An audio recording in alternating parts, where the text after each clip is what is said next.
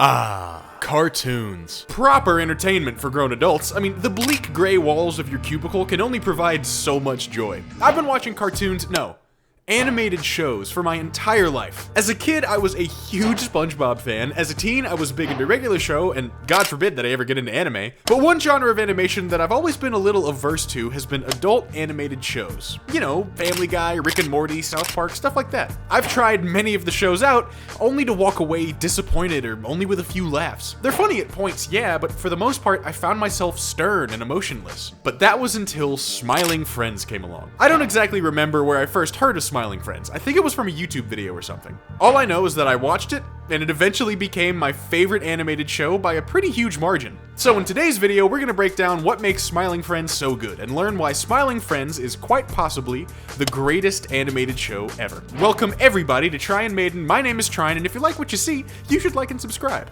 So, I'm gonna break this video down into 3 sections: background, creativity, and humor. Let's start with the background. Smiling Friends was created by Michael Cusack and Zach Hadel. Both of these are animators from YouTube. That's right, the platform that you're watching this on right now. Hadel and Cusack are both responsible for some of the most iconic animated videos on the internet, as well as contributing to each other's content here and there. Now, the specifics of how they got the job, or everything surrounding the production of the show, isn't really important to this video. I want to focus on the fact that Adult Swim hired pretty much 2 independents to create a show. Granted, it was on a shoestring budget, but even still, with a budget that small, the end product was fantastic. The fact that 2 animators from YouTube with a little bit of professional experience were able to get hired by the biggest adult animation network ever, and were able to create something so good with so little is just unreal. Another part of the creation of the show that I find to be really awesome is how they gave some other YouTubers jobs on the show. Zach Hadel had his friend Chris O'Neill of Onlyplays do a lot of the music and make a few cameos. Alongside this, Chills, David Firth, Harry Partridge, the guys from Red Letter Media, they all have cameos in the show, and that's just naming a few.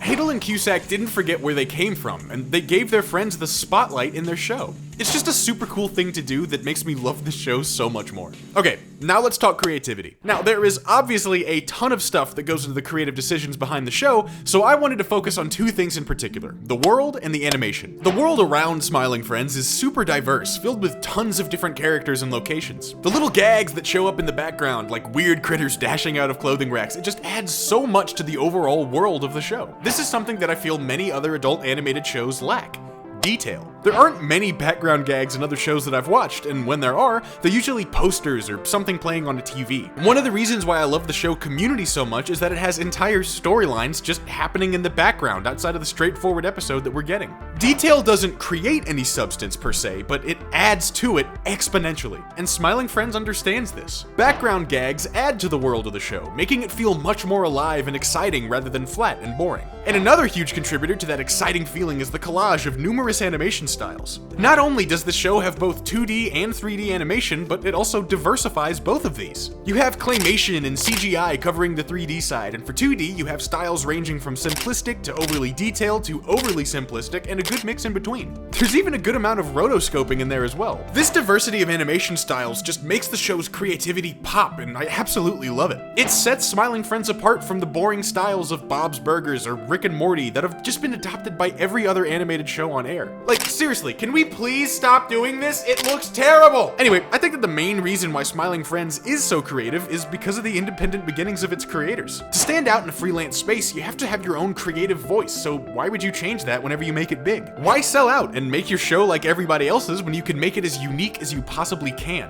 And that's exactly what Zach Hadel and Michael Cusack did. So, we've covered the background, and we've covered the creativity. Now let's cover the show's humor. The meat of Smiling Friends, if you will. Me personally, I have an increasingly uncommon taste when it comes to humor. In a sea of humor that I feel is dominated by sex jokes, I've grown tired of the same jokes over and over and over again. You can only go penis, ass, boobs, balls so many times before it stops being funny altogether. Now, I'm not condemning that kind of humor. I have made plenty of sex jokes in my lifetime. You know, I am a 20-year-old man. I've just been wanting something different lately, something more akin to the strange humor from movies like Monty Python's Holy Grail or Hot Rod. Something more absurd. And that's exactly what Smiling Friends is. Absurdist. The basic concept of the show, a charity that helps people smile, is so simple that it allows the writers to take the characters wherever they want. Happiness is a universal thing, so no matter matter what story you want to tell, finding joy in smiling is something that is found in pretty much every story. I mean, the stories range from a kid who just got dumped to someone with severe depression to a princess who won't smile for her royal portrait. You can go anywhere and everywhere with a simple concept, and Smiling Friends capitalizes on that perfectly. Pair that with the weird and wacky world that the show takes place in, and you have a magical pairing. But that's not all that the show does on the humor front. To help with that absurdist comedic style,